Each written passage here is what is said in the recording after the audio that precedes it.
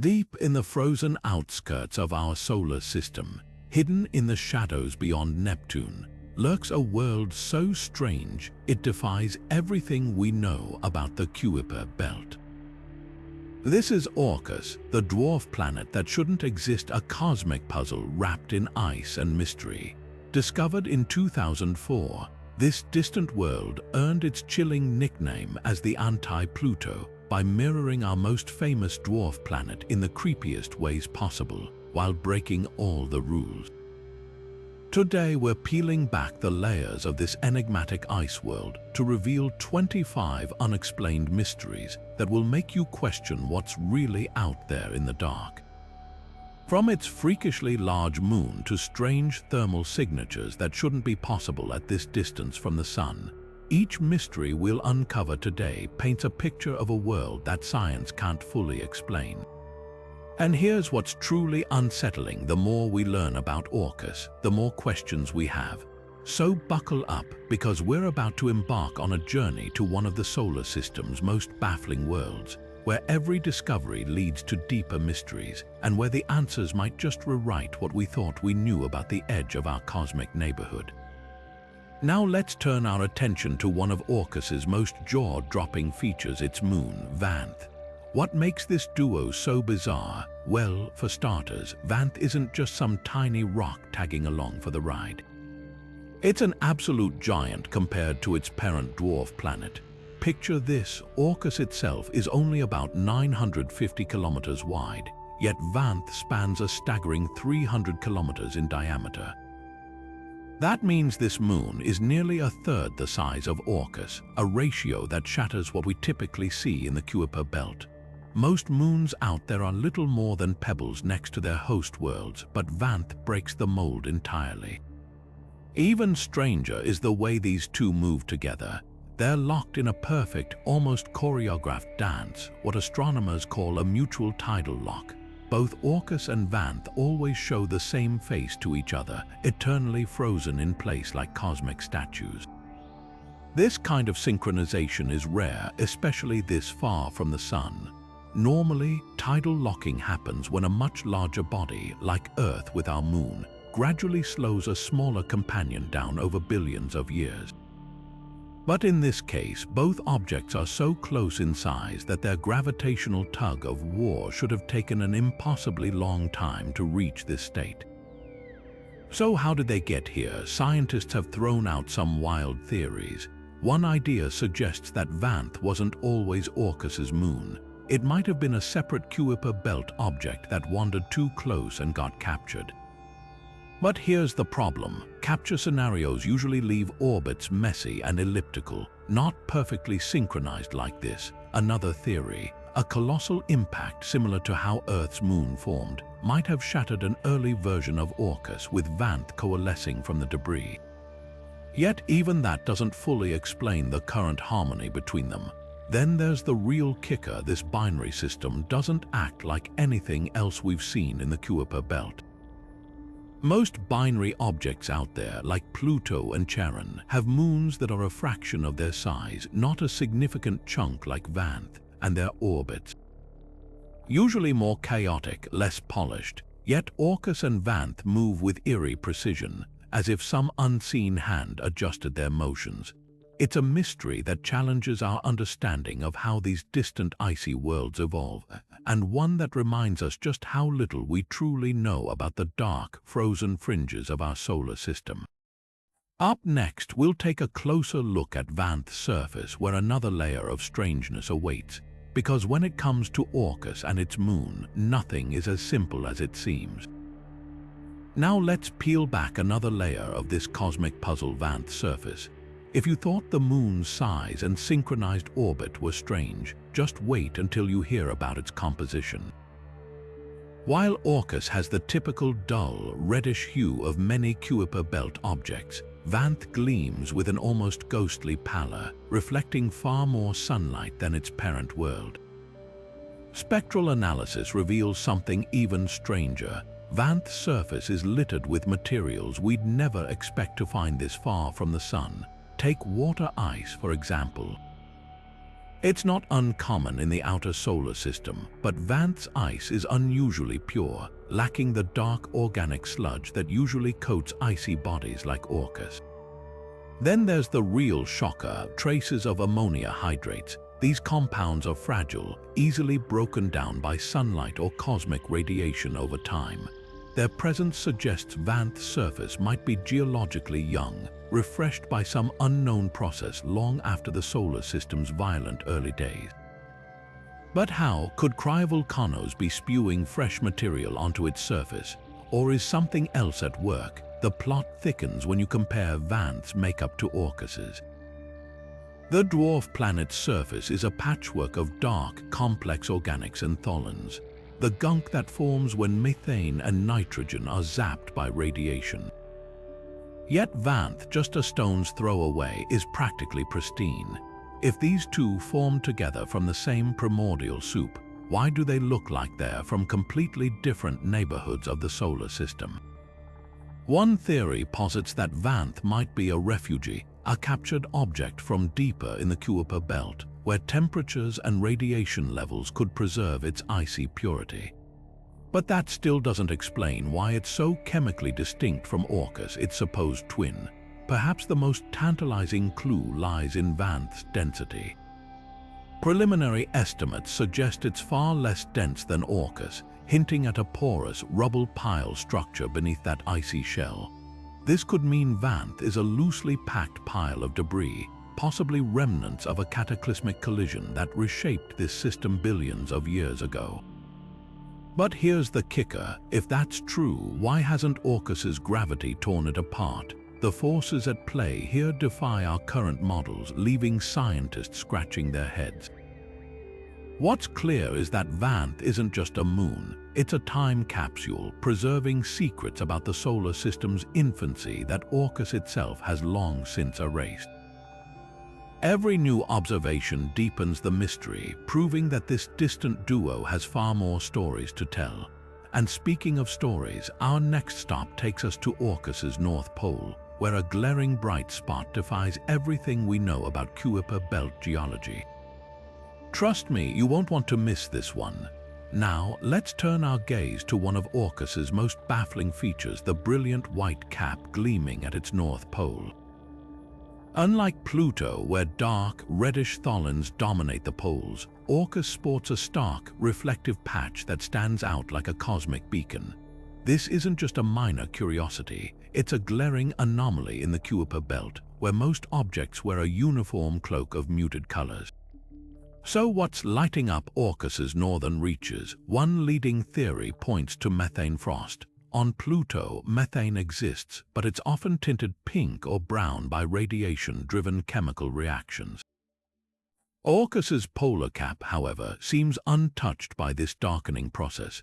The methane here might be freshly deposited, perhaps snowing out of the dwarf planet's thin atmosphere during its long, cold winters. But here's the twist: Orcus's atmosphere is barely detectable, far thinner than Pluto's. How could it generate enough frost to create such a vivid, bright spot?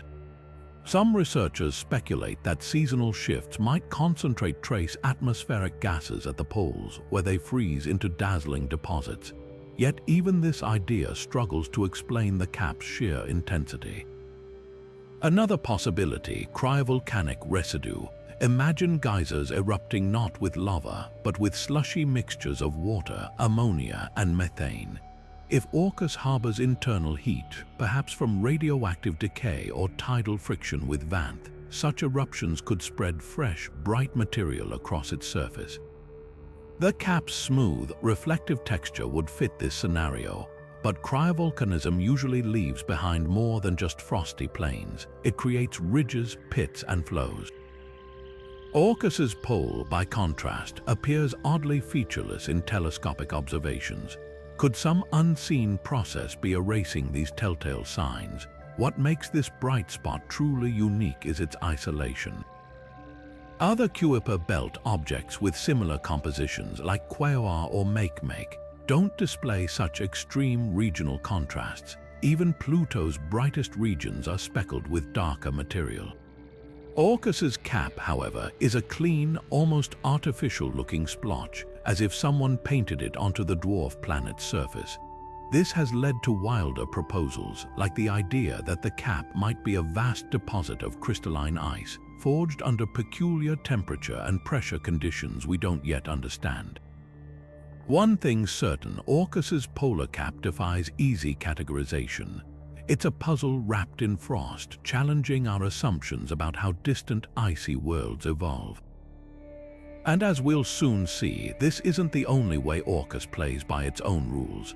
Up next, we'll explore how its very nickname, the anti-Pluto, hints at deeper gravitational intrigues lurking in the outer solar system. But Orcus doesn't just stand out for its icy enigmas, it's also a cosmic rebel in the way it dances with Neptune.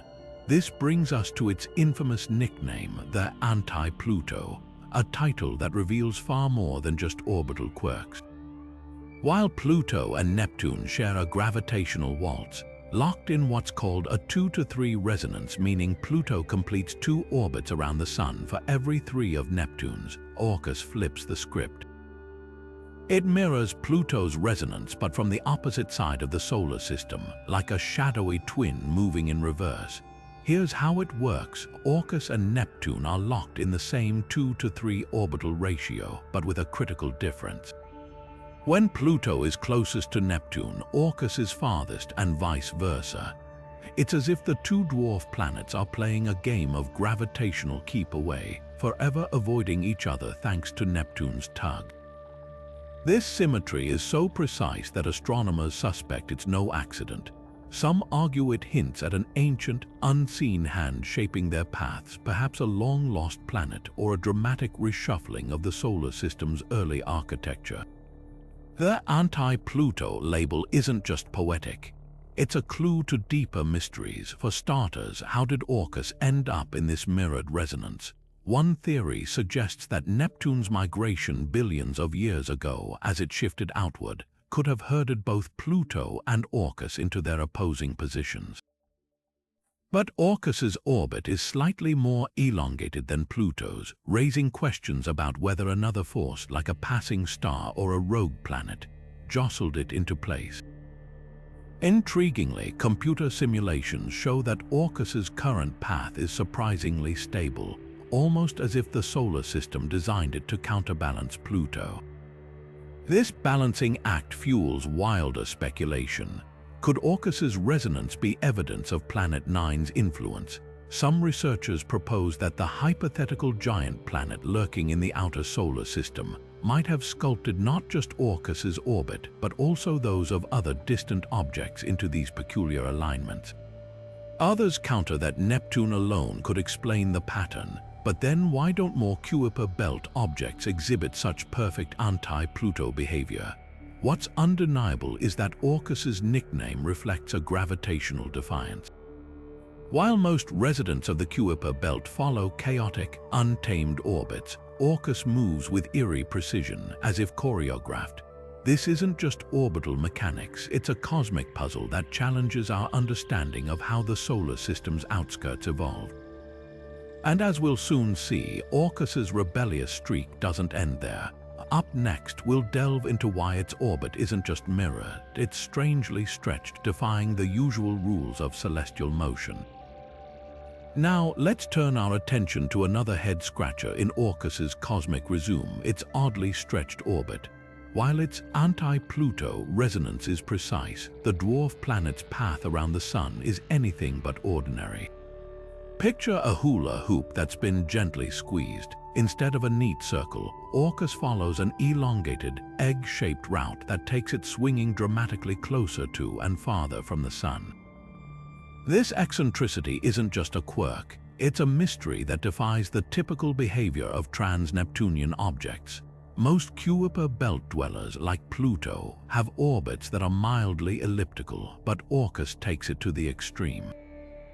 At its closest approach, it ventures within about 30 astronomical units of the Sun, but at its farthest, it nearly doubles that distance. To put that in perspective, when Orcus is at its most distant, sunlight takes over 11 hours to reach it, compared to Pluto's mere 5.5. What's puzzling is how such a stretched orbit remains stable over billions of years. Normally, gravitational interactions with Neptune would have either circularized it or sent Orcus careening away entirely.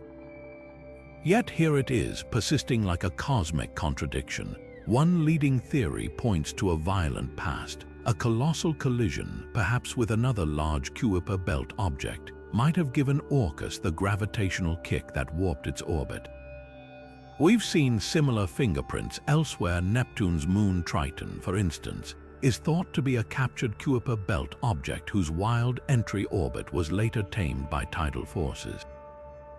Could Orcus have endured a comparable upheaval? The hitch is that no obvious collision remnants, like a family of smaller debris sharing its orbit, have been found. That absence deepens the riddle. Alternatively, Orcus's eccentricity might be the work of unseen forces. Some astronomers speculate that an undiscovered planet, say the hypothetical planet 9, could be tugging on it.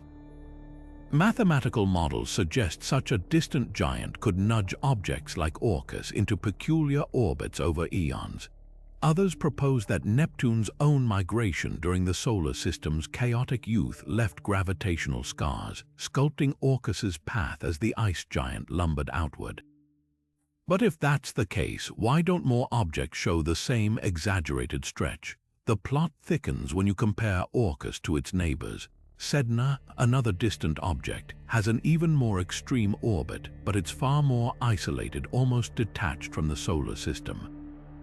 Orcus, meanwhile, remains stubbornly linked to Neptune's resonance, as if holding onto a gravitational lifeline while still stretching the rules. This duality makes it a unique test case for understanding how the outer solar system evolved.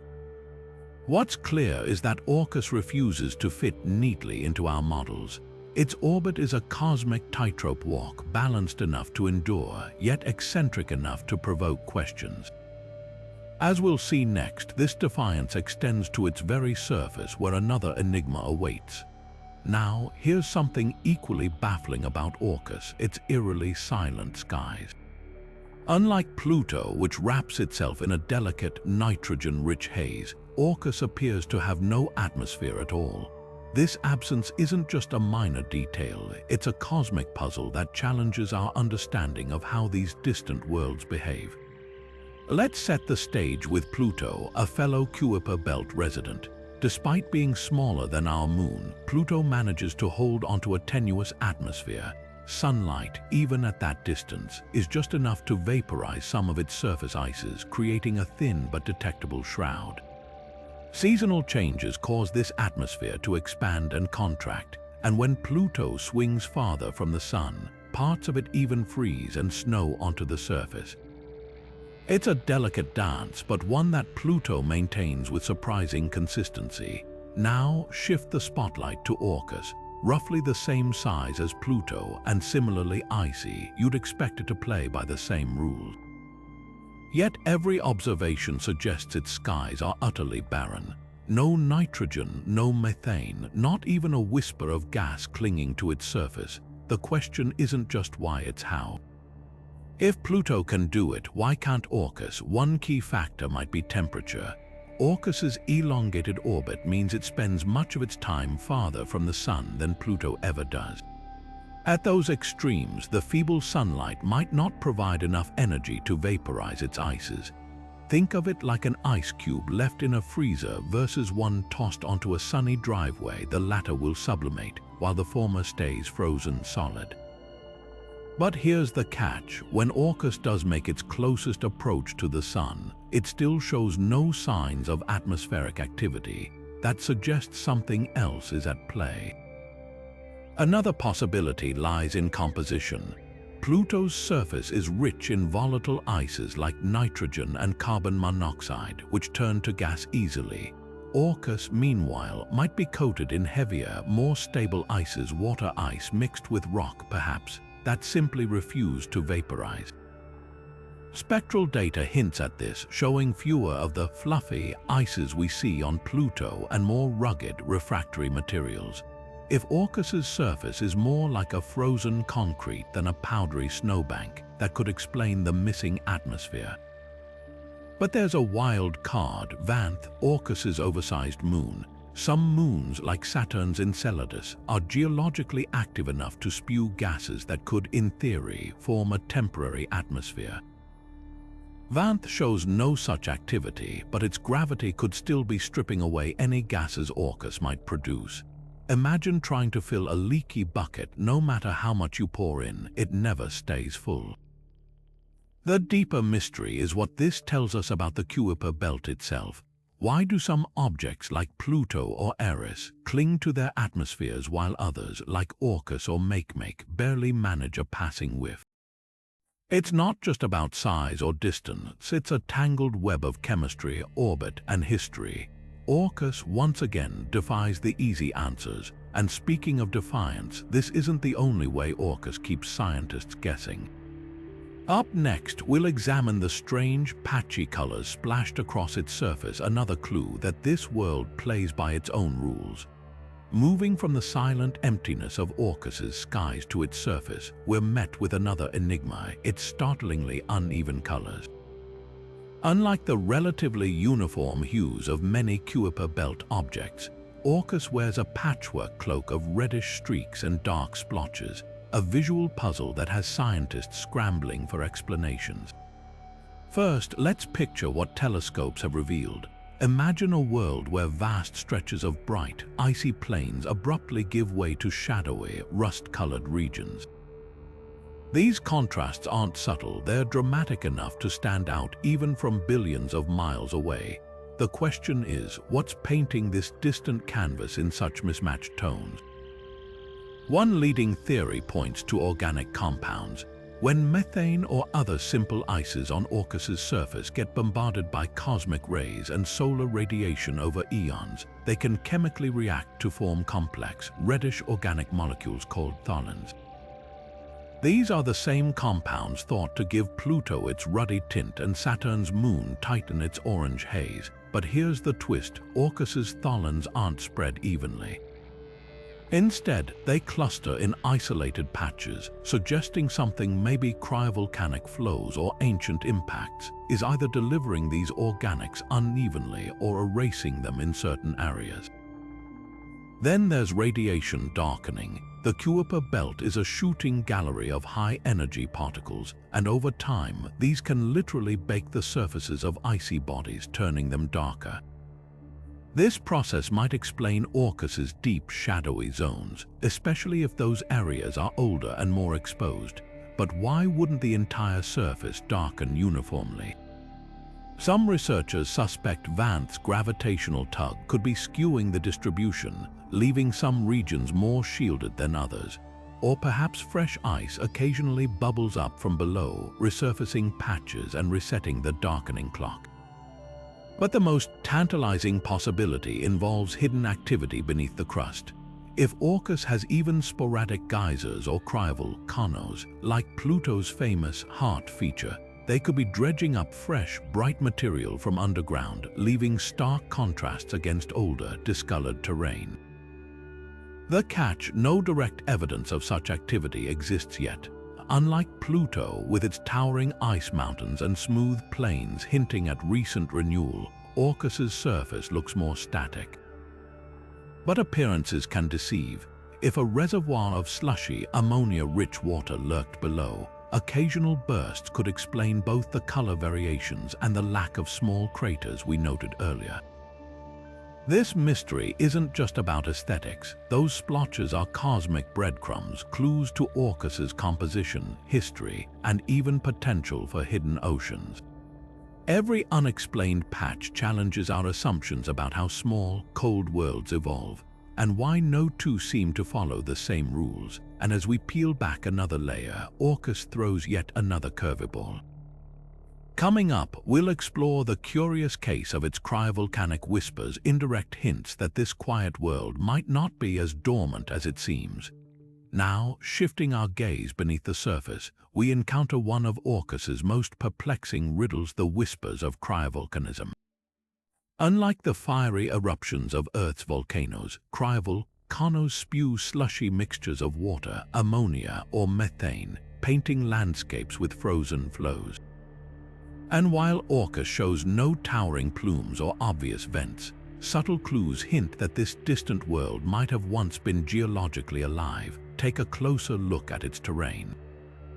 Some regions exhibit unusually smooth plains devoid of the expected cratering, a telltale sign of resurfacing.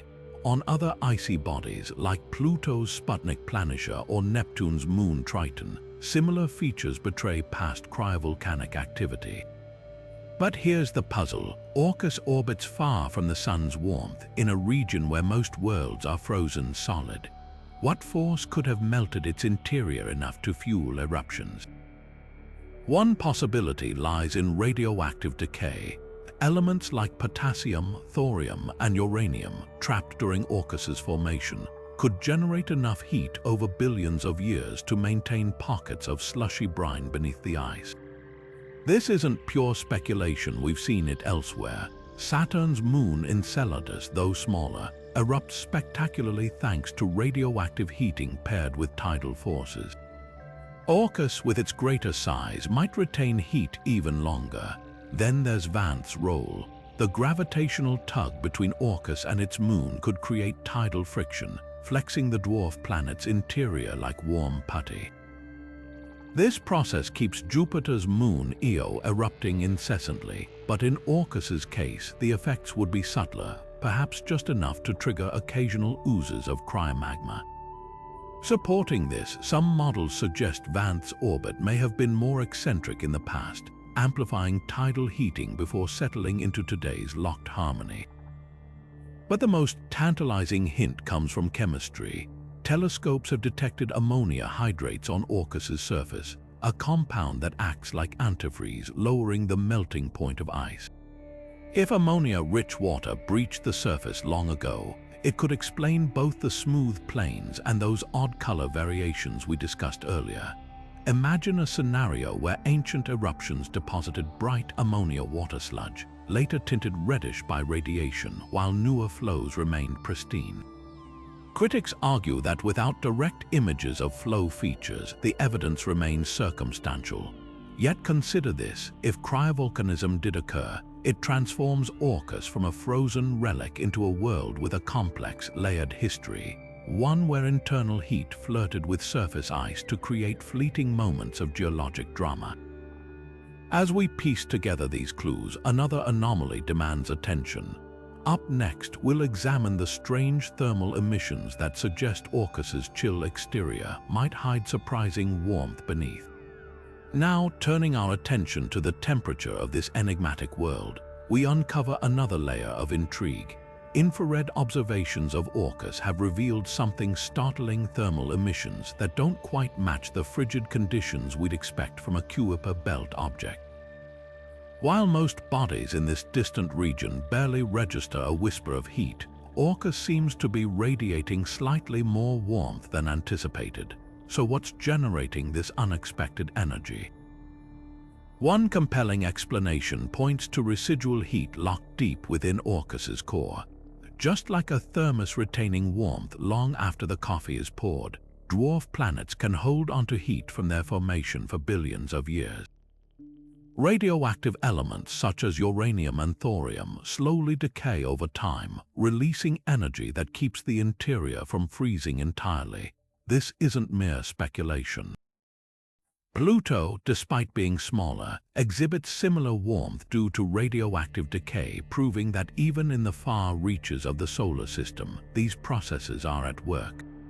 Orcus, with its larger size, could retain this heat even more effectively, creating subtle but detectable thermal anomalies. But there's another player in this game: Vanth.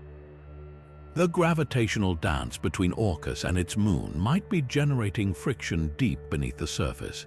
As Vanth tugs on Orcus during its orbit, the constant flexing of the dwarf planet's interior could produce heat, much like bending a paperclip repeatedly warms the metal.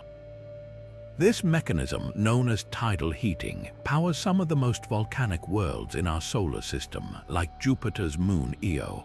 While Orcus's activity would be far more subdued, even minor tidal friction could contribute to those unusual thermal signatures we're detecting. Then there's the question of surface composition. Darker patches on Orcus, possibly rich in carbon-based compounds or irradiated organics, absorb more sunlight than reflective icy regions. Over time, this could create localized hotspots, adding another variable to the thermal puzzle. It's a delicate balance. Too much heat would destabilize surface ices, yet the faint warmth we observe hints at a world still holding onto some internal energy. Critics argue that these readings might be statistical noise or artifacts of observation, but multiple independent studies have confirmed the pattern, strengthening the case for real, unexplained warmth. If confirmed, this thermal irregularity suggests that Orcus is far more dynamic than its frozen exterior implies, a world where hidden forces continue to shape its story. As we peer deeper into these mysteries, another question looms: how did Orcus earn its haunting nickname? That brings us to the next chapter of this cosmic enigma.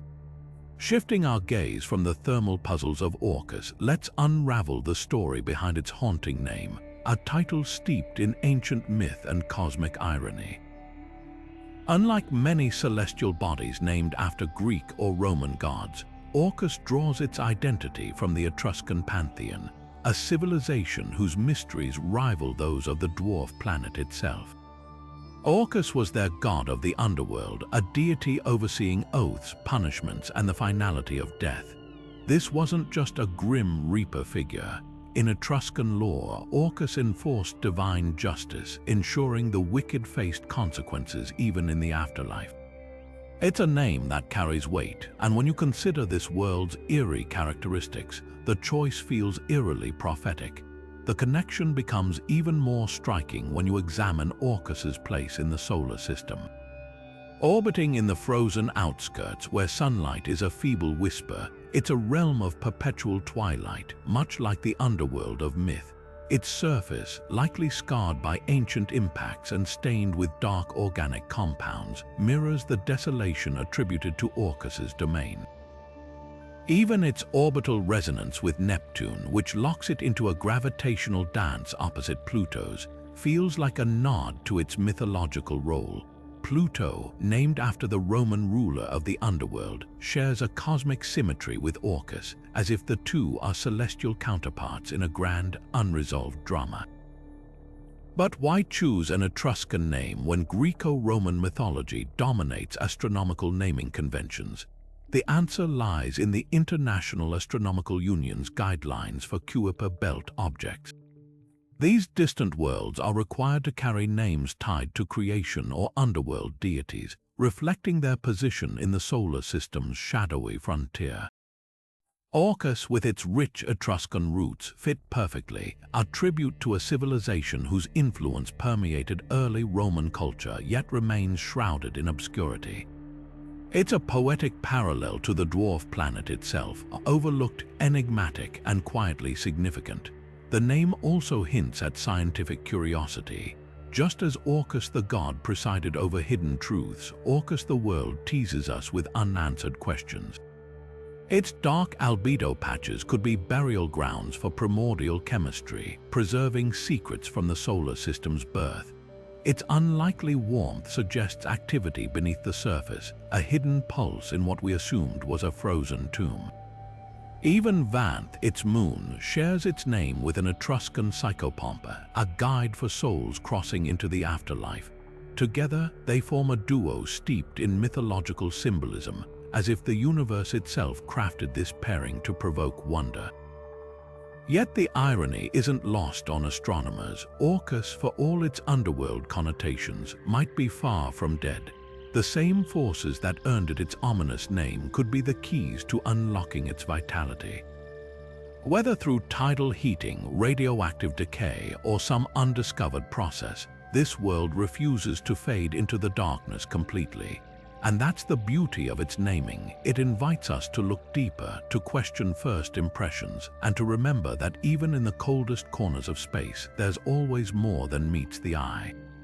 As we move forward, another layer of Orcus's mystery awaits, one tied not to myth, but to the slow, deliberate spin that defies expectations. Why does this distant world take its time turning, and what secrets might that reveal? The answers lie just ahead. Now, as we pivot from the mythological layers of Orcus, let's zero in on a puzzle that defies the norms of cosmic motion, the dwarf planet's sluggish spin. While most objects in the Kuiper belt pirouette with relative speed, completing a full rotation in under 10 hours, Orcus lingers, taking its time with each turn. This extended rotation period over 10 hours isn't just a quirk. It's a clue whispering secrets about what lurks beneath its icy shell and the forces that might be acting upon it. So why does Orcus spin so slowly? One leading theory points to its moon, Vanth. Just as Earth's moon gradually slows our planet's rotation through tidal forces, Vanth's gravitational tug could be applying the brakes on Orcus. But here's the twist. Vanth is unusually large for a moon relative to its parent body, packing a more potent gravitational punch than typical Kuiper belt pairings. This mismatch might explain why Orcus's spin has been sapped so dramatically. The two are locked in a gravitational waltz, their interactions stretching and compressing Orcus's interior over eons, sapping its rotational energy like a cosmic brake pedal. But tidal forces aren't the only suspect. Orcus's internal structure could play a role. Imagine a spinning figure skater pulling their arms inward to speed up, their mass distribution shifts altering their rotation. Now reverse that. If Orcus's mass isn't evenly distributed, say, if it has a lopsided rocky core or pockets of denser material, it could resist spinning faster, like a lopsided wheel struggling to gain momentum. Telescopic observations hint at this possibility, with some regions of Orcus reflecting sunlight differently, suggesting uneven surface composition or subsurface density variations. Then there's the wild card, collisions. A massive impact in Orcus's past could have sent it reeling, literally. Strikes from other Kuiper belt objects might have transferred angular momentum, either speeding it up or, in rare cases, slowing it down. Computer simulations show that a glancing blow from a sizable object could disrupt rotation rates, leaving a world like Orcus with an anomalous spin. Given the chaotic early days of the solar system, such an event isn't just plausible, it's statistically likely. What's fascinating is what this slow spin implies about Orcus's present activity. A lethargic rotation might mean less internal friction, reducing heat generation. Yet we've already seen hints of unexpected thermal emissions from this world. How does a slow-spinning object retain enough energy to defy the cold of the Kuiper belt? This contradiction fuels speculation that Orcus's interior is anything but inert. Radioactive decay in its core or lingering heat from its formation could be counteracting the chill, creating a dynamic beneath the surface that belies its sluggish exterior. The implications stretch beyond Orcus alone. If its rotation is a product of Vanth's influence, studying this duo could rewrite our understanding of how binary systems evolve in the outer solar system. Alternatively, if its spin stems from a wonky internal structure, it challenges assumptions about how Kuiper belt objects form and settle. Every extra hour in Orcus's rotation is a breadcrumb leading to deeper cosmic truths. As we peel back these layers, another enigma comes into focus, one tied not to motion, but to hidden oceans. Could Orcus's slow spin be a symptom of something even more extraordinary beneath its crust? The clues are mounting, and the answers may lie closer than we think. Shifting our gaze beneath the frozen surface, we arrive at one of the most tantalizing possibilities. Could Orcus harbor a secret ocean?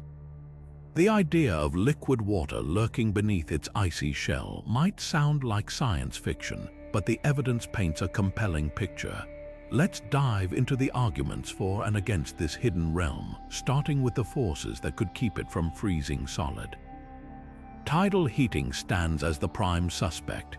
Just as Jupiter's gravity stretches and squeezes moons like Europa, creating enough internal warmth to maintain subsurface oceans, Vanth's gravitational dance with Orcus could be generating similar heat. The duo's tight orbital embrace means Vanth's pull isn't just slowing Orcus's spin, it's relentlessly kneading its interior. This perpetual flexing, known as tidal friction, might produce enough energy to melt pockets of ice deep below the surface. Given Vanth's unusually large size relative to Orcus, this effect could be far more pronounced here than in other Kuiper belt binaries. Chemical clues add another layer of intrigue. Telescopes have detected hints of ammonia hydrates on Orcus's surface, a compound that acts like cosmic antifreeze. When mixed with water ice, ammonia drastically lowers its melting point, allowing liquid to persist even in the bitter cold of the outer solar system. Similar mixtures have been found on other ocean world candidates like Pluto and Charon, bolstering the case for Orcus. Then there's the methane mystery. Unlike Pluto, where methane is abundant and stable, Orcus's surface shows patches where it appears freshly exposed or chemically altered. Some scientists argue this could point to cryovolcanic activity, with slushy water ammonia mixtures erupting from below and depositing fresh material on the surface. But not all signs point to an ocean. Skeptics highlight Orcus's lack of the telltale cracks or geysers seen on Europa or Enceladus. Without visible surface fractures from subsurface stress or plumes venting into space, the case for present-day activity weakens. Then there's the question of longevity. Even with tidal heating and antifreeze compounds, maintaining liquid water over billions of years requires a delicate balance. Some models suggest Orcus's interior may have cooled too much by now, leaving any ancient ocean frozen solid, trapped beneath layers of ice like a fossilized relic. The density dilemma further complicates things. Orcus's overall density suggests a mix of rock and ice, but pinning down the exact ratio is tricky. If its rocky core is more compact than expected, there might not be enough space between it and the icy shell for a substantial liquid layer.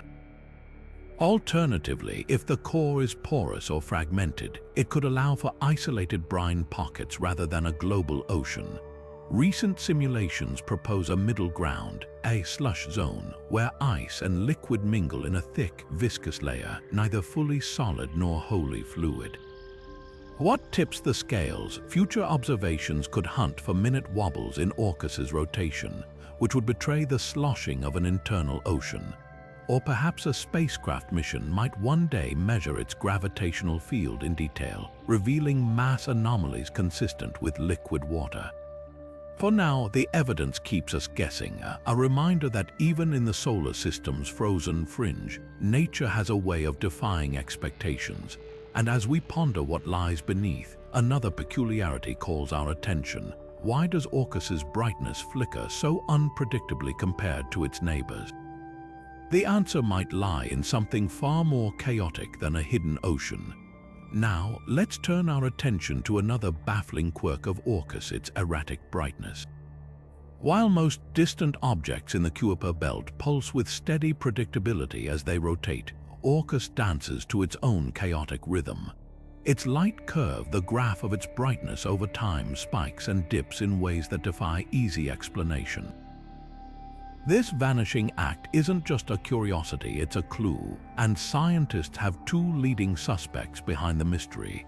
First, consider the possibility of a restless surface. Imagine sunlight hitting patches of fresh ice one day, only to reflect off a shadowy, uneven terrain the next. If sections of Orcus's crust are shifting, perhaps due to subsurface slush oozing upward or pockets of volatile gases bursting through, the changing landscape could scatter light unpredictably. Some researchers point to those strange dark albedo patches we discussed earlier. If they're not static, but instead growing or shrinking due to sublimation or seasonal frost migration, they could warp the light curve in real time. Even minor avalanches or cryovolcanic resurfacing, triggered by Vanth's gravitational tug, might be enough to rewrite Orcus's reflective signature on a whim. Then there's the orbiting debris theory. What if Vanth isn't alone? While no secondary moon has been confirmed, faint, dusty rings or a cloud of scattered fragments could orbit Orcus, intermittently obscuring our view. These wouldn't need to be massive, just unevenly distributed, like the arc-like rings of Neptune or the clumpy debris around Chariklo. As this material drifts between Orcus and Earth-based telescopes, it could dim certain wavelengths of light while leaving others untouched, creating a flickering effect. Alternatively, if Vanth itself is shedding dust, say, from micrometeorite impacts, these particles might briefly shroud parts of Orcus before dispersing into space. Here's where it gets stranger. Some observations suggest the fluctuations aren't entirely random. There are tantalizing hints of patterns repeating over months or years, as if tied to Orcus's seasons or Vanth's orbital position. If true, this could imply that tidal heating isn't just warming a potential ocean, it's also warping the surface in cyclical ways. Picture a world where frozen nitrogen or methane gets periodically stretched by Vanth's gravity, cracking and refreezing in sync with their orbital dance. Yet the data refuses to cooperate fully. Unlike Pluto, where seasonal changes in brightness align neatly with its axial tilt and atmospheric cycles, Orcus's variations remain stubbornly inconsistent. Infrared telescopes have even caught it flaring unexpectedly in wavelengths associated with carbon monoxide, a compound we've previously detected on its surface. Could sudden CO outgassing episodes akin to geysers be scattering light in bizarre ways? Or is there an unseen player, like a swarm of icy boulders trapped in orbital resonance, casting moving shadows? For now, the Vanishing Light Curve stands as one of Orcus's most active puzzles. Each flicker is a breadcrumb, and astronomers are racing to decode them. Upcoming missions like the Vera Rubin Observatory's sky surveys may finally catch these changes in high resolution, revealing whether the culprit is a shifty surface, a hidden debris field, or something even more unexpected. And as we trace these fleeting glimmers, another oddity comes into focus. Why do certain regions of Orcus reflect so little light, as if swallowing it whole? The answer might lie in some of the darkest material in the solar system. Now, shifting our gaze to Orcus's most shadowy secrets, we encounter those eerie dark albedo patches, regions so dim they seem to devour light.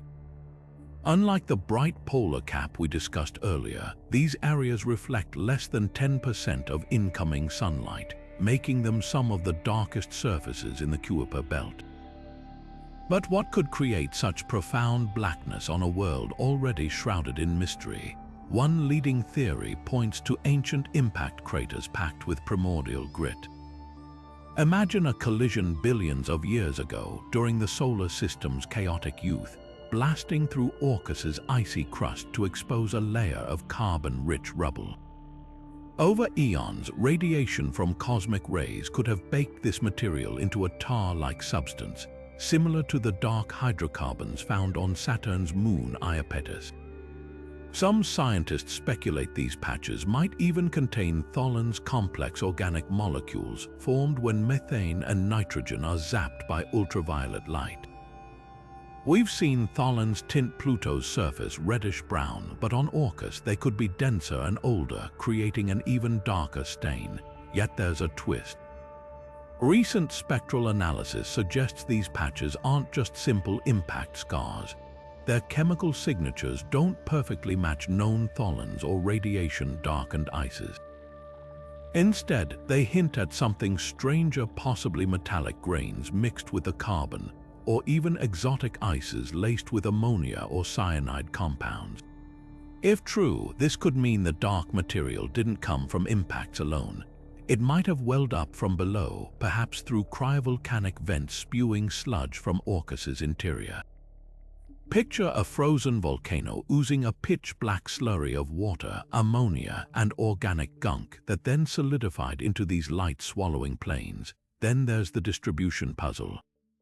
Unlike Pluto's dark equatorial belt, Orcus's patches are scattered asymmetrically, clustered near mid-latitudes with sharp borders.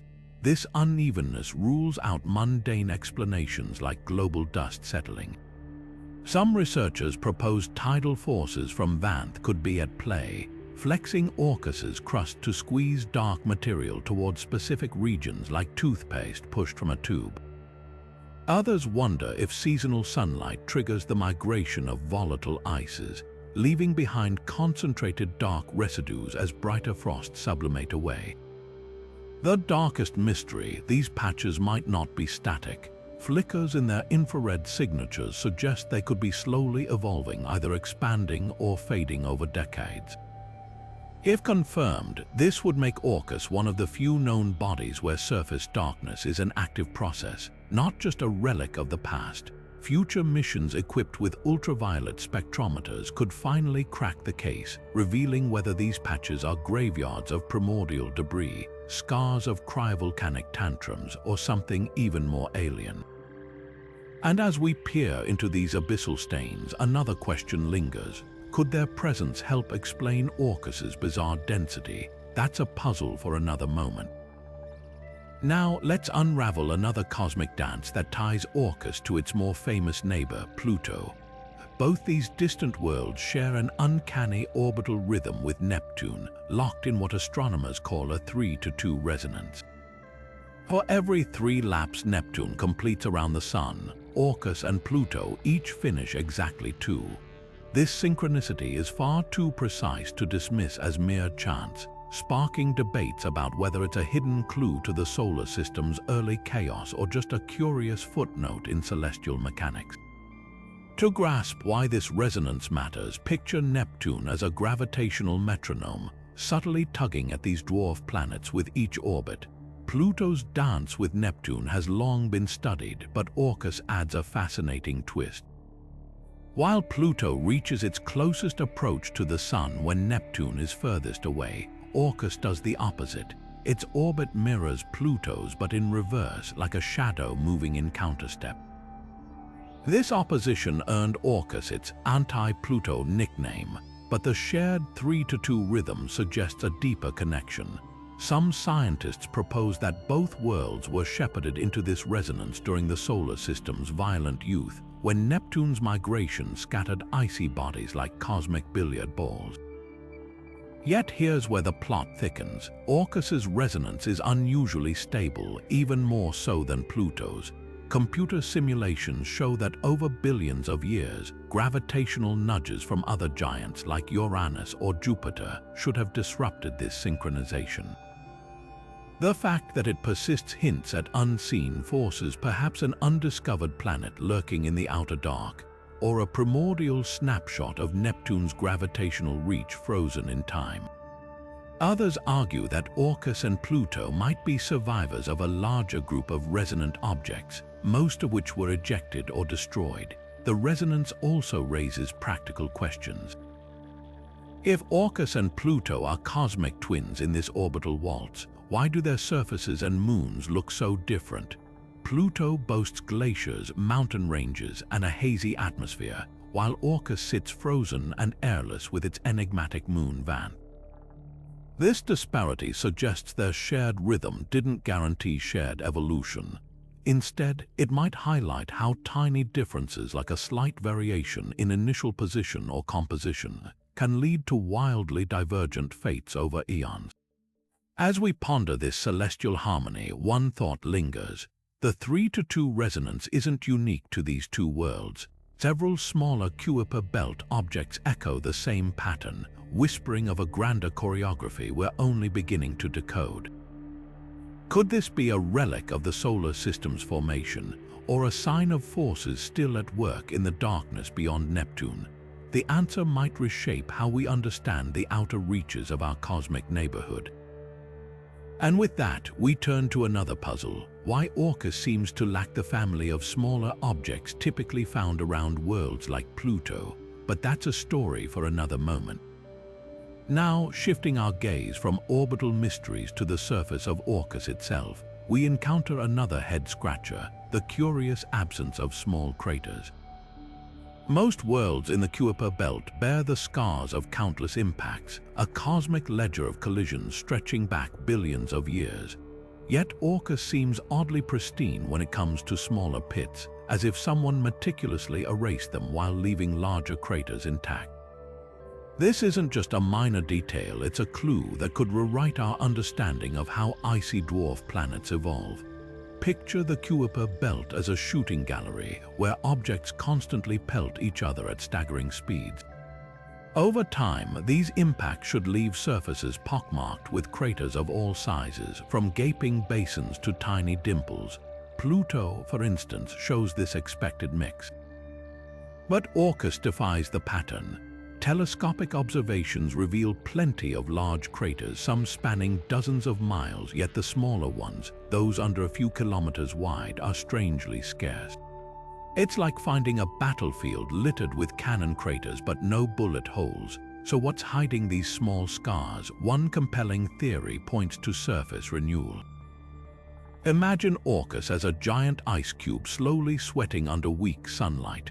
Over eons, volatile ices like methane or nitrogen on its surface could sublimate, turning directly from solid to gas, and then recondense elsewhere, effectively resurfacing the terrain. This process would act like a cosmic eraser, smoothing over smaller craters while leaving deeper, larger ones untouched. Supporting this idea are Orcus's patchy color variations, which hint at ongoing surface activity.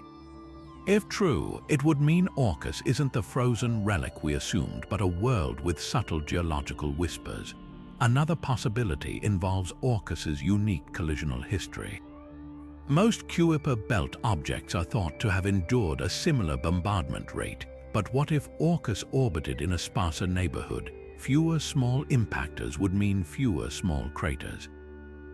Alternatively, its surface might be unusually resilient. Laboratory experiments suggest that mixtures of water ice and organic compounds can absorb impacts differently than pure ice, potentially muffling the formation of smaller craters. This would make Orcus's crust more like a memory foam mattress, absorbing smaller blows while still showing the dents from major ones. Then there's Vanth, Orcus's enigmatic moon. Some models suggest that moons can act as cosmic vacuum cleaners, their gravity diverting or capturing smaller debris that might otherwise strike the parent body. If Vanth has been diligently shielding Orcus for billions of years, it could explain the missing craters, but this raises new questions. Why don't other binary systems in the Kuiper belt show the same crater deficit? The implications stretch beyond Orcus itself. If its surface is actively renewing, it challenges the assumption that all distant dwarf planets are inert time capsules. If its collisional history is unique, it hints at unseen structure in the Kuiper belt's chaotic sprawl.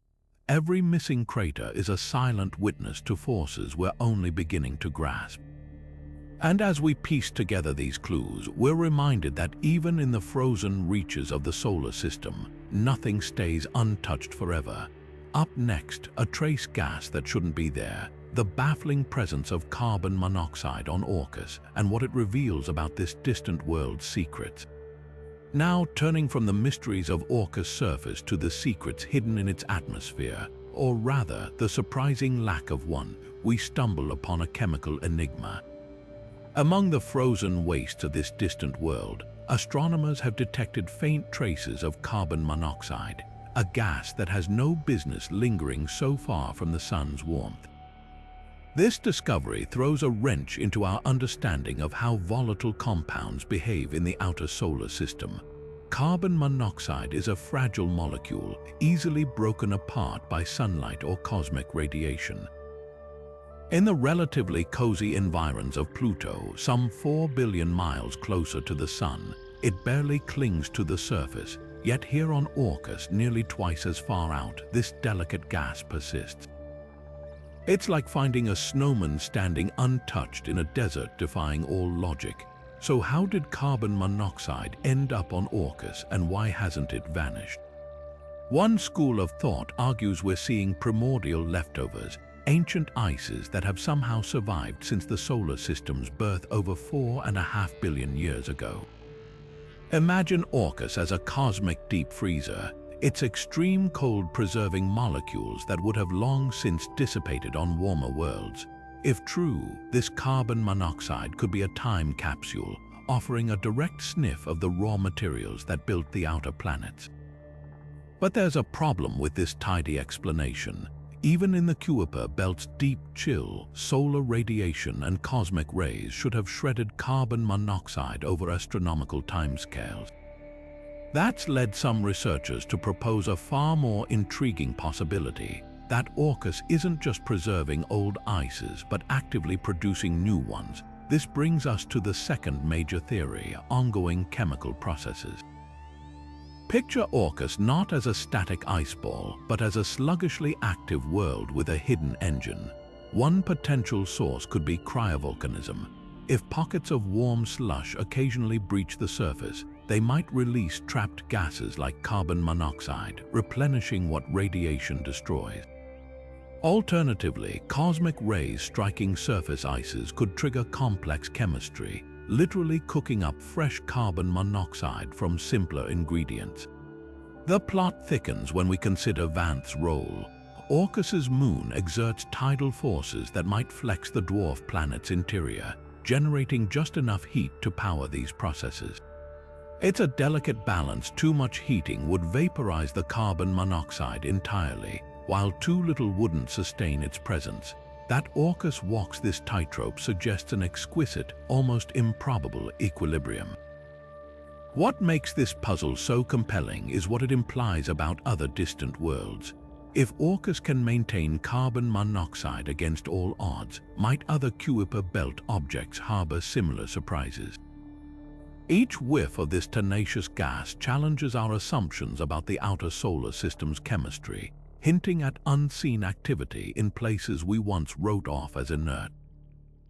As we piece together Orcus's carbon monoxide conundrum, we're reminded that the universe loves exceptions, those confounding outliers that force us to rethink the rules. And in this case, the rules being rewritten might just belong to the very chemistry that built our cosmic neighborhood. Coming up, an even ghostlier mystery: the fleeting observations of a faint, tail-like structure trailing behind Orcus, as if this distant world is leaving whispers in the void. Just when we thought Orcus couldn't get any stranger, we encounter something downright spectral, a ghostly appendage flickering behind this distant world. Imagine spotting a faint, wispy trail stretching out from Orcus, like a comet's tail but far more elusive. This so-called ghost tail has only been glimpsed a handful of times, never lingering long enough for astronomers to get a clear read. It's as if Orcus is playing a cosmic game of peek-a-boo, leaving us to wonder what's casting this eerie shadow in the void. So what could be causing this fleeting phenomenon? One leading theory points to solar wind interactions. Even at Orcus's staggering distance, the sun's influence isn't entirely absent. Charged particles streaming outward could collide with trace gases around Orcus, ionizing them and creating a faint plasma trail. Think of it like cosmic graffiti, solar winds scrawling a temporary signature across the darkness. But here's the hitch: Orcus isn't known to have a substantial atmosphere, which raises questions about where these gases are coming from. Unless, of course, they're being sporadically vented from below. That brings us to the second compelling explanation: outgassing. Picture pockets of volatile ices beneath Orcus's surface, occasionally erupting in tiny, icy geysers. These bursts could release just enough gas to form a transient tail before dissipating into space. Similar behavior has been spotted on other Kuiper belt objects, like the dwarf planet Haumea, which sports a fleeting ring of debris. If Orcus is indeed exhaling these ghostly plumes, it suggests hidden activity beneath its frozen crust, activity we're only catching in brief, tantalizing glimpses. The mystery deepens when we consider timing. The tail seems to appear unpredictably, with no clear pattern to its sightings. Is it tied to seasonal changes on Orcus, or perhaps tidal flexing from its moon Vanth? Some researchers speculate that Vanth's gravitational tug might occasionally squeeze Orcus's interior, opening cracks that release trapped gases. If true, this would mean the ghost tail isn't just a random quirk, but a clue to an ongoing dance between Orcus and its moon. What makes this enigma so fascinating is what it implies about the Kuiper belt's dynamism. If even distant, cold worlds like Orcus can sprout temporary tails, it challenges the old notion of these regions as static graveyards of ice. Instead, they might be subtly active, with hidden processes churning beneath their surfaces. Every flicker of Orcus's ghost tail is a whisper that we're only beginning to decode, a reminder that the outer solar system still holds surprises for those patient enough to look. Up next, we'll tackle another head-scratcher: why Orcus's density measurements don't quite add up, hinting at secrets buried deep within its core. Now let's turn our attention to another puzzle that defies expectations: Orcus's density. When scientists calculated how much mass this dwarf planet packs into its volume, the numbers didn't line up with what we'd expect from a typical Kuiper belt object. Most icy bodies in this region, like Pluto or Haumea, have densities that suggest a mix of rock and ice beneath their surfaces. But Orcus, it's either hiding something far denser deep inside or something surprisingly hollow. So what do the numbers tell us? Orcus clocks in at around 1.5 grams per cubic centimeter, which is noticeably higher than many of its neighbors. To put that in perspective, Pluto's density sits at roughly 2 grams per cubic centimeter, while smaller Kuiper belt objects often dip below 1. This places Orcus in a weird middle ground, not as dense as a planet like Earth, but too hefty to be a simple ball of ice. One explanation points to an unusually large rocky core, possibly making up more than 2/3 of its total mass. If true, that would mean Orcus formed from different building blocks than its icy peers, or experienced a violent past that stripped away lighter materials. But here's where things get even stranger. Some models suggest Orcus's density could also hint at vast empty spaces inside it. Think of a cosmic sponge with hidden caverns or fractures. This isn't as far-fetched as it sounds. Other distant worlds, like Saturn's moon Hyperion, are known for their porous, fluffy interiors. If Orcus shares this trait, it could explain why its density measurements seem to wobble depending on how we observe it. Maybe tidal forces from Vanth have stretched and warped its structure over time, creating pockets of nothingness beneath the crust. The implications are huge. A rocky core would mean Orcus formed closer to the Sun before being flung outward, while a hollow interior could rewrite our understanding of how Kuiper belt objects hold themselves together. There's even a wild card theory. What if Orcus isn't one solid body at all, but a loose rubble pile held by gravity? That would make its density fluctuations even harder to pin down. What's clear is that Orcus refuses to fit into neat categories. Its density mystery forces us to question not just this dwarf planet's history, but the very diversity of worlds lurking in the solar system's freezer. Up next, we'll explore how Orcus and its moon Vanth achieved something almost unheard of in the cosmos: a perfect tidal lock that binds them in an eternal gravitational embrace. Now let's unravel one of the most mesmerizing dances in the solar system: the tidal lock between Orcus and its moon Vanth. Picture two cosmic partners spinning in perfect harmony, forever facing one another as they orbit through the frozen depths of the Kuiper belt. This isn't just rare, it's a gravitational masterpiece. Most moons in our solar system are tidally locked to their parent planets, like Earth's moon, which always shows us the same face. But for both bodies in a binary system to be locked to each other, that's extraordinary. Orcus and Vanth achieved this synchronicity with such precision that their rotation periods and orbital periods match perfectly. No matter where they are in their shared path, the same sides always face one another, as if they're eternally clasped hands. So how did this happen? The key lies in tidal forces, the gravitational tug of war between two close celestial bodies. Over millions of years, these forces slow down rotations and reshape orbits until they reach equilibrium. For Vanth and Orcus, this process likely took much longer than for larger systems because of their distance from the Sun and modest masses. Yet somehow they defied the odds. One theory suggests that Vanth's unusually large size relative to Orcus, roughly 1/3 its diameter, accelerated the locking process. The bigger a moon is, the stronger its gravitational pull on its parent, and the faster the synchronization occurs. But here's the twist: their lock isn't just stable, it's mutual. While Pluto and Charon also share a tidal lock, Vanth and Orcus stand out because of their stark size difference. Typically, a moon as large as Vanth would dominate the system, but Orcus holds its own, creating a balanced, almost poetic gravitational partnership. This delicate equilibrium hints at a shared history, perhaps a colossal impact early in their existence that flung material into orbit, eventually coalescing into Vanth while leaving Orcus slightly off-kilter. The implications of this lock go beyond mere orbital mechanics. It affects everything from surface temperatures to potential geologic activity. The same sides, always bathed in each other's faint sunlight, could create strange thermal gradients, while tidal heating might squeeze hidden reservoirs of liquid beneath their crusts. What's truly humbling is the timeline. This lock didn't happen overnight. It's the result of eons of gravitational negotiation, a slow cosmic waltz that leaves us wondering, how many other distant duets are out there dancing just beyond our sight? Up next, we'll delve into another enigma, the curious case of methane on Orcus and why it doesn't behave like Pluto's.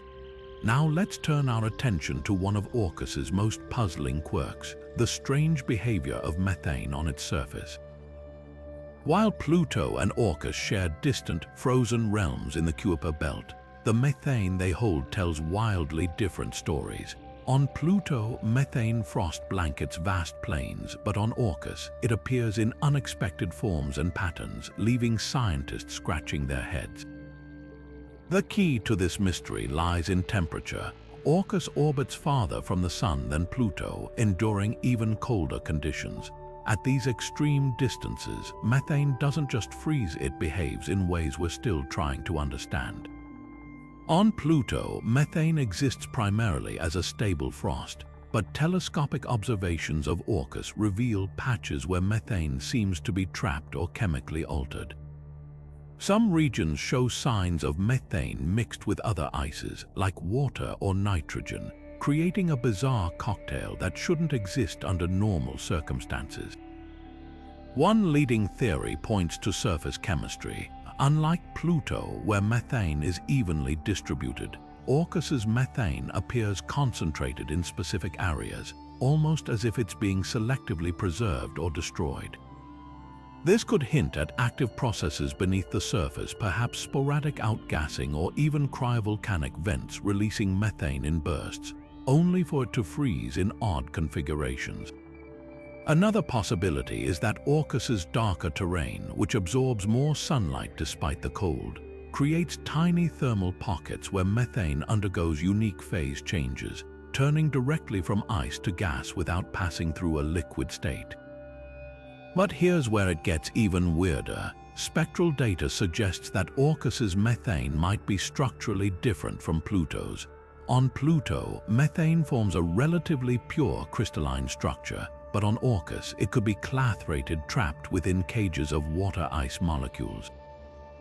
This would explain why it's less volatile and more resistant to sublimation, even when exposed to what little sunlight reaches it. The implications are huge. If Orcus's methane is locked in clathrates, it could mean the dwarf planet has a hidden reservoir of the stuff beneath its surface, shielded from space's harsh conditions. This would make Orcus a potential time capsule, preserving primordial methane from the solar system's early days, a stark contrast to Pluto, where methane is constantly recycled through atmosphere and frost. What's clear is that Orcus refuses to follow the rules. Its methane mysteries challenge our assumptions about how volatile ices behave in the outer solar system, proving that even in the coldest corners of space, chemistry finds a way to surprise us. Next up, we'll explore another oddity, the curious void around Orcus known as the Orcus Gap, and whether its moon Vanth is the cosmic sculptor behind it. Now let's shift our focus to another enigma surrounding Orcus, the so-called Orcus Gap. This peculiar feature isn't something you can see directly, but its presence has been inferred through careful observations and a curious absence where scientists expected to find something. Imagine looking at a distant star through a telescope and noticing a faint but consistent dimming around Orcus, as if something is subtly blocking the light. That's the clue that led researchers to propose the existence of a debris-free zone or even a sparse ring system orbiting the dwarf planet. What makes this gap so intriguing is its unexpected nature. Orcus, like many Kuiper belt objects, should be surrounded by a scattering of dust and small rocks, remnants from collisions or leftover material from its formation. Yet the data suggests a startlingly clean region around it, almost as if someone swept away the debris. The question is, how could this happen? One compelling explanation points to Vanth, Orcus's unusually large moon. Vanth's gravity, though modest compared to its parent body, might be just strong enough to act as a cosmic janitor, clearing out smaller particles over time. Think of it like a shepherd moon, a celestial body that herds or disrupts nearby material, creating gaps or rings in the process. We've seen this phenomenon elsewhere in the solar system, like Saturn's rings, where tiny moons shape the structure of the debris around them. Could Vanth be doing something similar on a smaller scale? There's another twist, though. Some models suggest the Orcus Gap might not be entirely empty. Instead, it could house an extremely faint, narrow ring, one so sparse that it's nearly invisible to our current telescopes. This would make it unlike any other ring system we've observed, raising questions about how such a delicate structure could persist in the chaotic environment of the Kuiper belt. If real, it would challenge our understanding of how rings form and survive around small, distant worlds. The implications of this gap go beyond mere curiosity. If Vanth is indeed responsible, it would mean the moon has played a far more active role in shaping Orcus's environment than we ever assumed. Alternatively, if the gap is a sign of a hidden ring, it could hint at past collisions or eruptions that ejected material into orbit, only for it to settle into this mysterious configuration. Either way, the Orcus Gap is a reminder that even in the frozen outskirts of our solar system, dynamic processes are at work, ones we're only beginning to unravel. Up next, we'll delve into another puzzling silence from Orcus, the unexpected absence of radio emissions, and what that might tell us about its geologic activity, or lack thereof. Now, let's tackle one of Orcus's most baffling quiet spells, the eerie radio silence it maintains. Unlike many of its neighbors in the Kuiper belt, Orcus doesn't broadcast the faint whispers of radio waves that scientists anticipate from icy worlds of its size. This absence is more than just a technical oddity. It's a potential window into the dwarf planet's hidden nature. You might wonder why radio emissions matter. For celestial bodies, especially those with dynamic interiors, these signals often act like a heartbeat, proof of geologic activity. Take Pluto, for example. Despite its distance, Pluto emits weak radio waves, likely generated by interactions between its thin atmosphere and solar wind, or even by residual heat from radioactive decay in its core. Even smaller Kuiper belt objects like Haumea show hints of similar activity, but Orcus, nothing. Its silence is so pronounced that researchers have double-checked their instruments, wondering if they missed something. So what could explain this radio blackout? One possibility is that Orcus is geologically dead, a frozen relic with no internal heat left to drive the processes that generate emissions. Unlike Pluto, which has cryovolcanoes and shifting nitrogen glaciers, Orcus might have settled into a deep freeze, its core solid and inert. If true, this would make it an outlier among larger Kuiper belt objects, most of which show at least some signs of sluggish activity. But there's a twist. Another explanation suggests Orcus might simply hide its energy differently. Some models propose that its lack of radio emissions could stem from an unusually thick, insulating ice shell. one so effective at trapping heat that any internal warmth never reaches the surface to interact with the environment. Imagine a thermos bottle in space, keeping whatever heat remains locked away where our instruments can't detect it. The Vanth factor complicates things further. If Orcus and its moon are tidally locked, their gravitational tug of war could generate internal friction, a potential heat source. Yet, if that's happening, why no radio waves? It's possible the energy is being dissipated in ways we haven't yet identified, or that Vanth's influence isn't as strong as we assume. This radio silence isn't just a curiosity, it challenges our understanding of how distant icy worlds evolve. If Orcus is truly dormant, it raises questions about why similar objects stay active. Alternatively, if it's secretly harboring heat, we'll need entirely new methods to listen in on its hidden rhythms. For now, Orcus keeps its secrets close, a silent sentinel at the solar system's edge. Up next, we'll examine another orbital quirk, Orcus's steep tilt relative to the ecliptic, and what this dramatic angle reveals about its ancient past. Now, shifting our gaze to another celestial puzzle, let's unravel the mystery of Orcus's dramatic orbital tilt. Most objects in the Kuiper belt orbit the Sun in a relatively flat plane, staying close to the ecliptic. The same path Earth and the other planets follow. But Orcus defies this trend with a striking 20-degree inclination, angling sharply away from the solar system's baseline. This isn't just a minor quirk. It's a clue etched into the dwarf planet's motion, hinting at a turbulent past that sets it apart from its neighbors. So why does Orcus tilt so steeply? One compelling theory points to ancient gravitational upheavals. In the early solar system, the outer regions were a chaotic construction zone, with Neptune's migration scattering icy bodies like cosmic billiard balls. Some researchers suggest Orcus might have been flung into its odd angle during this planetary shuffle, a gravitational nudge from Neptune or another massive object leaving it permanently askew.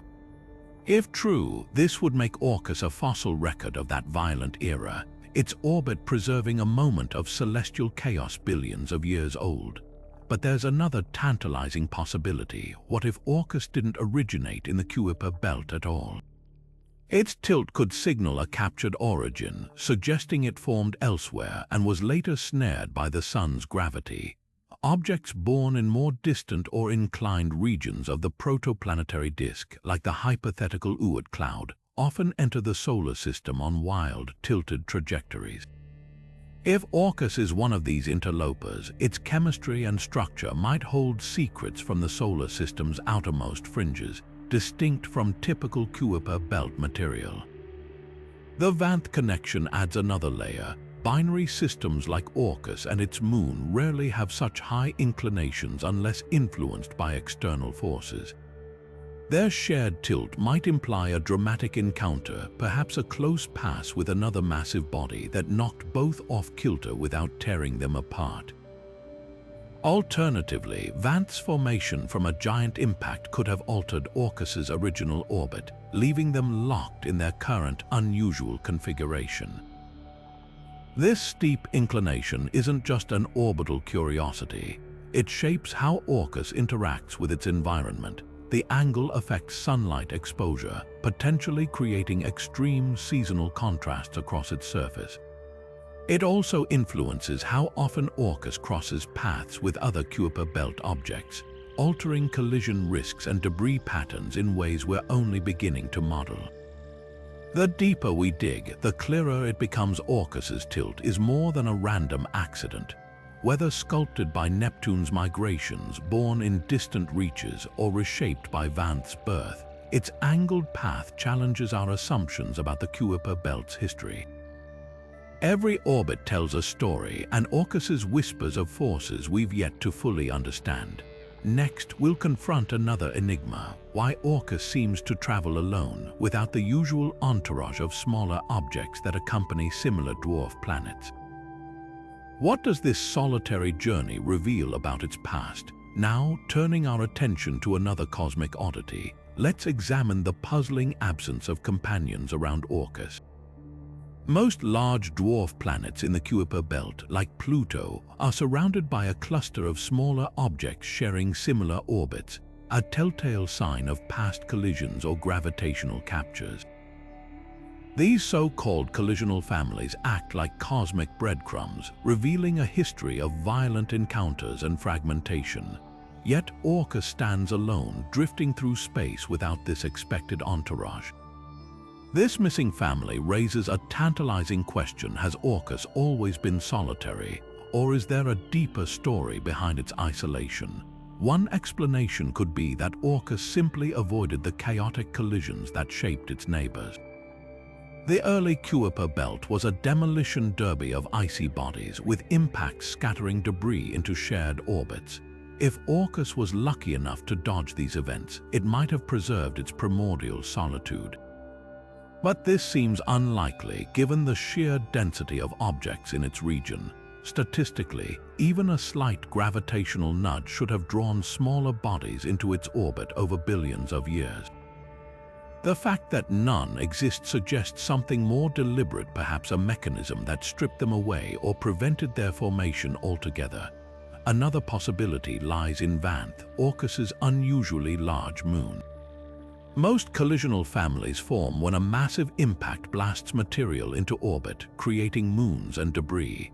But Vanth's size and tight gravitational lock with Orcus hint at a uniquely violent birth, one so extreme it might have ejected or consumed any other fragments.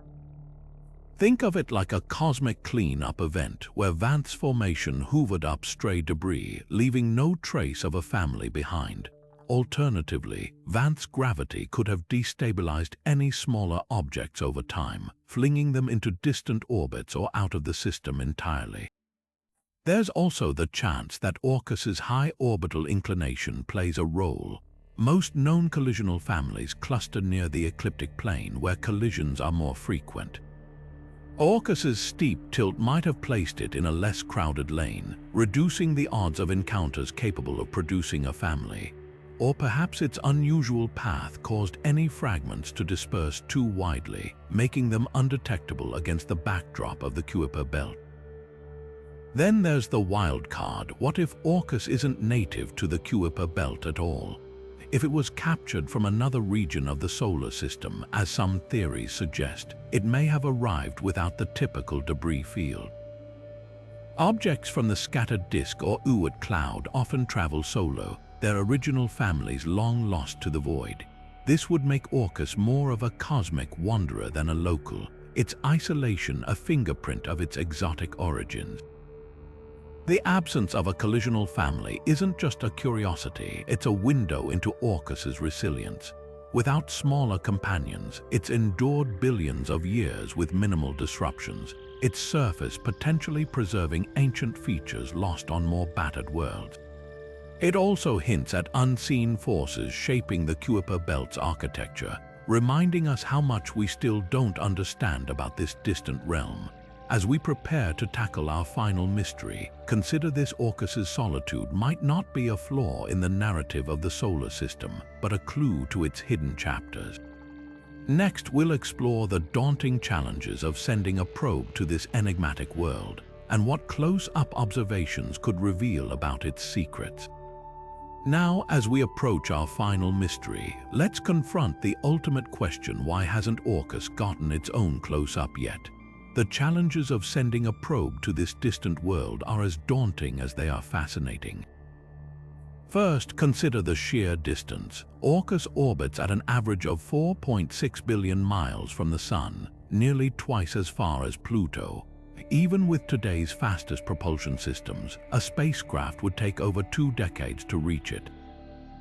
That's a marathon of cosmic patience, requiring missions to survive the brutal extremes of space for longer than some of their engineers' careers. Add to this the fact that Orcus's orbit is highly elliptical, meaning its distance from Earth fluctuates wildly. Timing a launch to intercept it at the closest approach is like threading a needle in the dark. Miss the window, and you're adding years to the journey. Then there's the power problem. Solar energy is virtually useless this far out. Sunlight at Orcus's distance is about 1/900th as strong as Earth. Probes would need hefty nuclear power sources like the plutonium-fed generators used on New Horizons, but these systems are expensive, politically sensitive, and in short supply. Without them, a mission would go dark long before reaching its target. Orcus's orbital quirks add another layer of complexity. Its steep 20-degree tilt means a probe would need precise navigation to avoid being slingshotted off course by Neptune's gravity. And let's not forget Vanth. Its tight dance with Orcus complicates trajectory planning. A miscalculation could send a spacecraft careening past the dwarf planet entirely, or worse, colliding with its moon. Yet the scientific payoff could rewrite textbooks. Imagine high-resolution images of Orcus's bright polar cap, revealing whether it's methane frost, cryovolcanic residue, or something entirely unexpected. A close-up could finally explain its bizarre color variations. Are they organic stains, radiation burns, or signs of hidden geology? Spectrometers might detect trace gases hinting at past or even present outgassing, while thermal scans could confirm whether tidal friction from Vanth is warming its interior. Most tantalizing is the chance to study Vanth up close. Its unusual composition and synchronized orbit with Orcus hold clues to the binary system's violent origins. Did they form together, or was Vanth captured? A probe could analyze surface samples, settling debates about whether it's a primordial Kuiper belt object or a rogue immigrant from deeper space. And let's not forget the big picture questions. Orcus's density, rotation, and lack of an atmosphere all defy current models. A flyby might uncover whether it harbors a subsurface ocean or if its core is oddly rocky for an icy world. Even its silence, the absence of expected radio emissions, could be decoded with the right instruments. The hurdles are immense, but so are the rewards. Every mystery we've explored today, from Orcus's missing family to its cryptic surface, could be unlocked by a single mission. Until then, this enigmatic world will keep its secrets, reminding us that some of the solar system's greatest stories are still waiting to be told. As we reach the end of our journey through the 25 unexplained mysteries of Orcus, one thing becomes undeniably clear. This distant world is a cosmic rebel, defying expectations at every turn. From its binary dance with the puzzling moon Vanth to its inexplicable thermal emissions and eerie silence, Orcus refuses to fit neatly into our understanding of the Kuiper belt. Each mystery we've unraveled today reveals just how little we truly know about this enigmatic dwarf planet. Think about it. Orcus shouldn't have a bright polar cap, yet it does. Its moon shouldn't be so large or so oddly composed, yet Vanth stares back at us with spectral data that baffles scientists. The very nickname anti-Pluto hints at a deeper cosmic joke, as if the universe is challenging us to rethink what we assume about small, icy worlds.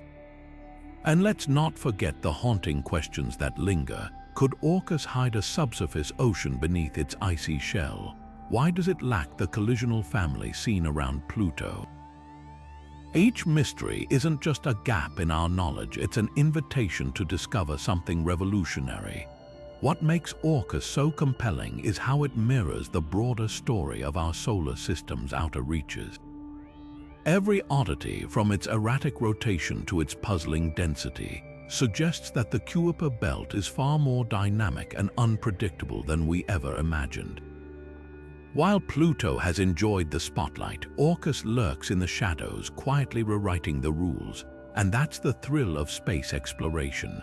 The moment we think we've pieced together the puzzle, a world like Orcus emerges to remind us how much remains unknown. Now, over to you. Which of Orcus's mysteries captured your imagination the most? Was it the ghostly tail that flickers behind it, the cryptic dark patches staining its surface, or the tantalizing possibility of hidden cryovolcanoes? Drop your thoughts in the comments below. I'd love to hear which enigma keeps you up at night. And if you're hungry for more deep space discoveries, don't forget to hit that subscribe button and ring the notification bell. Our universe is packed with unexplained wonders, and together we'll keep uncovering them one mystery at a time. Until next time, keep looking up, because out there, in the icy depths of the Kuiper belt, Orcus is still whispering its secrets.